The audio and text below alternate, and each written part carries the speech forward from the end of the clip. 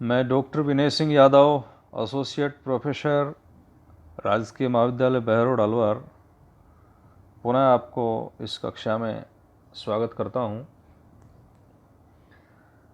हम प्लेटो के साम्यवादी सिद्धांत का अध्ययन कर रहे थे।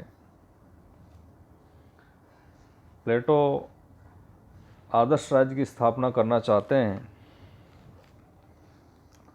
और उस आदर्शवादी राज्य में दार्शनिक राजाओं का शासन होगा। उन दार्शनिक शासकों के लिए प्लेटो दो प्रकार की व्यवस्थाएं करते हैं। एक आदर्श शिक्षा प्रणाली जो इन शासकों में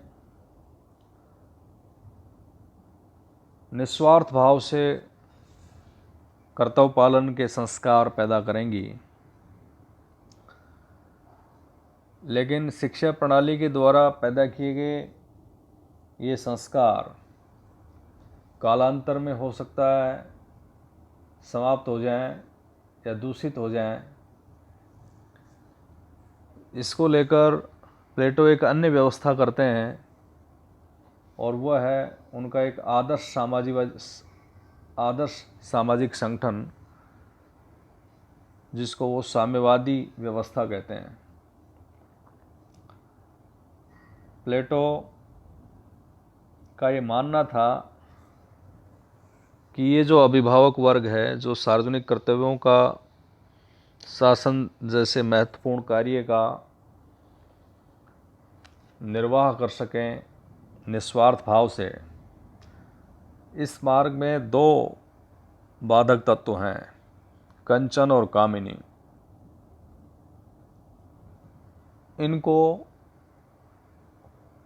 अभिभावक वर्ग के रास्ते से हटा देना चाहते हैं और एक साम्यवादी योजना प्रस्तुत करते हैं जिसके दो रूप हैं, संपत्ति विषयक साम्यवाद और दूसरा नारी विषयक साम्यवाद। संपत्ति विषयक साम्यवाद का अध्ययन हमने अभी किया पिछली कक्षा में, जिसमें प्लेटो का यह मानना है कि जो अभिभावक वर्ग है, अर्थात जिसमें शासक वर्ग और सैनिक वर्ग दोनों शामिल हैं,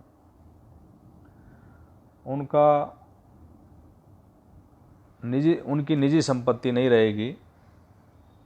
वे सार्वजनिक भोजनालयों में भोजन करेंगे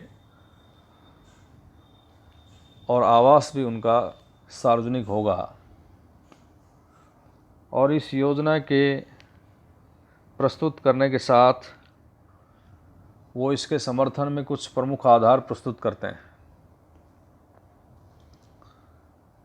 लेकिन प्लेटो के इस संपत्ति विषयक साम्यवाद की आलोचना होती है, जिसमें प्रमुख आलोचनाएं हैं, ये मानव प्रकृति के विरुद्ध है, अर्ध साम्यवाद है, राज्य का विभाजन करने वाला है, व्यक्तिगत संपत्ति का ज्ञान नहीं, इत्यादि। प्रथम आलोचना मानव प्रकृति के विरुद्ध है, यह आलोचकों का मानना है। उन आलोचकों का ये कहना है कि प्लेटो शासक वर्ग और सैनिक वर्ग दोनों को ही व्यक्तिगत संपत्ति से वंचित कर देता है। लेकिन ऐतिहासिक दृष्टि से देखा जाए तो प्रत्येक युग में मनुष्यों के पास व्यक्तिगत संपत्ति रही है और व्यक्तिगत संपत्ति के अभाव में व्यक्ति अपने व्यक्तित्व का विकास स्वतंत्रता पूर्वक नहीं कर सकता। व्यक्तिगत संपत्ति के पीछे एक मूल प्रवृत्ति है मानव की, उसे पूर्ण रूप से दबाया नहीं जा सकता। तो पहली आलोचना हुई मानव प्रकृति के विरुद्ध है ये। दूसरी आलोचना, आलोचक इसे अर्ध साम्यवाद कहते हैं। नेट्रोप नाम के एक विद्वान प्लेटो के साम्यवाद को अर्ध साम्यवाद बतलाते हैं, क्योंकि ये केवल राज्य के दो वर्गों अर्थात शासक वर्ग और सैनिक वर्ग से ही संबंधित है। राज्य का एक तीसरा वर्ग है उत्पादक वर्ग, जो जनसंख्या का एक बड़ा भाग है। जो अधिक जनसंख्या का प्रतिनिधित्व करता है वो साम्यवादी सिद्धांत के ऊपर रहता है, अर्थात साम्यवाद समष्टि को लेकर नहीं चलता। तीसरी आलोचना ये साम्यवाद प्लेटो को इस साम्यवाद की आलोचना करते हुए आलोचक कहते हैं कि ये राज्य का विभाजन करने वाली है। क्यों? कि प्लेटो का जो साम्यवाद है वो संरक्षक वर्ग के लिए है, उत्पादक वर्ग इससे ऊपर है। कहने का मतलब यह वर्ग व्यक्तिगत संपत्ति रख सकता है। इससे ऐसा लगता है कि प्लेटो स्वयं एक राज्य को दो राज्यों में बांट रहा है। संरक्षक वर्ग को लोभ, ईर्ष्या, झगड़े से मुक्त करने के लिए व्यक्तिगत संपत्ति न रखने का आदेश देता है। यदि व्यक्तिगत संपत्ति से लोभ, झगड़ा उत्पन्न होता है तो उत्पादक वर्ग को भी व्यक्तिगत संपत्ति से क्यों नहीं वंचित रखा गया। एक अन्य आलोचना है व्यक्तिगत संपत्ति का ज्ञान नहीं। और इस आलोचना में आलोचक कहते हैं कि शासक वर्ग व्यक्तिगत संपत्ति से वंचित रहेगा तो उसे इसके बारे में जानकारी कैसे होगी कि व्यक्तिगत संपत्ति के गुण अवगुणों को वो कैसे समझेगा। जब उसे इसका ज्ञान ही नहीं रहेगा तो उत्पादक वर्ग की व्यक्तिगत संपत्ति को नियंत्रित करना उसके लिए कठिन हो जाएगा।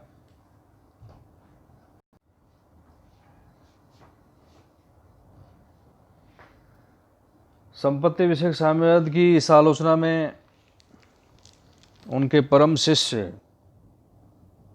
अरस्तु भी उनकी कटु आलोचना करते हैं। और अरस्तु की आलोचनाओं में हम प्रथम आलोचना लेते हुए इस प्रकार व्यक्त कर सकते हैं कि अरस्तु का मानना है कि प्लेटो का जो संपत्ति विषयक साम्यवाद है वो मानव प्रकृति के विरुद्ध है, क्योंकि प्रत्येक मनुष्य में व्यक्तिगत संपत्ति रखने की एक स्वाभाविक प्रवृत्ति होती है और स्वाभाविक प्रवृत्ति को दबाने का अर्थ होगा व्यक्ति के व्यक्तित्व पर आघात करना।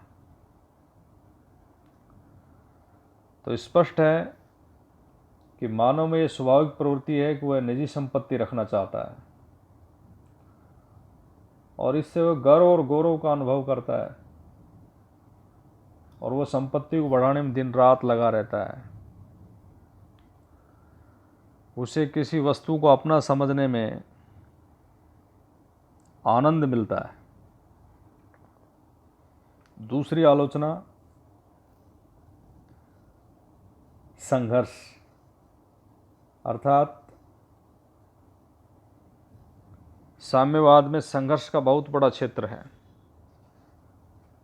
साम्यवाद में जो व्यक्ति कम परिश्रम करता है वह अधिक पा सकता है और जो अधिक परिश्रम करता है वो कम पा सकता है। अगर इस प्रकार का सिलसिला चालू रहा तो समाज में संघर्ष उत्पन्न हो जाएगा। लोग सामूहिक जीवन का उपयोग नहीं कर सकेंगे। सामूहिक परिश्रम से जिन वस्तुओं का उत्पादन किया जाएगा उनका वितरण कठिन हो जाएगा, क्योंकि साम्यवाद में वितरण का कोई सामान्य मापदंड नहीं है। अतः इससे संघर्ष पैदा हो सकता है। एक अन्य आलोचना है सामान्य उपेक्षा। अरस्तू का यह कहना है कि जब संपत्ति का सामूहिक स्वामित्व रहेगा तो लोगों में सामान्य उपेक्षा की भावना भी रहेगी। कोई भी व्यक्ति सामूहिक संपत्ति की रक्षा ठीक से नहीं करेगा और ना ही उसके अर्जन में दिलचस्पी रहेगी। व्यक्तिगत संपत्ति लोगों में काम करने की प्रेरणा भरती है और ये प्रेरणा देश के धन को बढ़ाने में काफ़ी मदद करती है। तो सामूहिकता में इस प्रेरणा का अभाव मिलेगा। कहा भी गया है, जो चीज़ सब की वो किसी की नहीं, अर्थात उसकी रक्षा, उसके अर्जन में दिलचस्पी कम हो जाती है।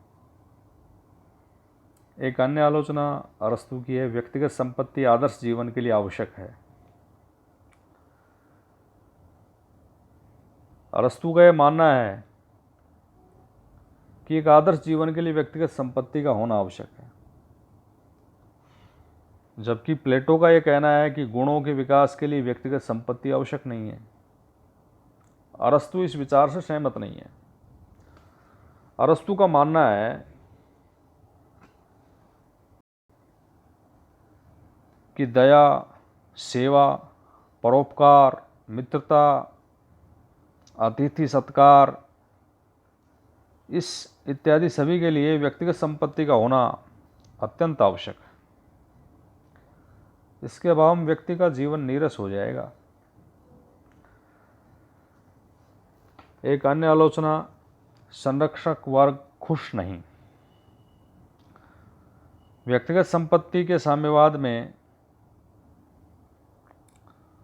उत्पादक वर्ग तो सुख का अनुभव कर सकता है, लेकिन संरक्षक वर्ग को त्यागी जीवन व्यतीत करना पड़ता है। वह कभी सुख का अनुभव नहीं करता।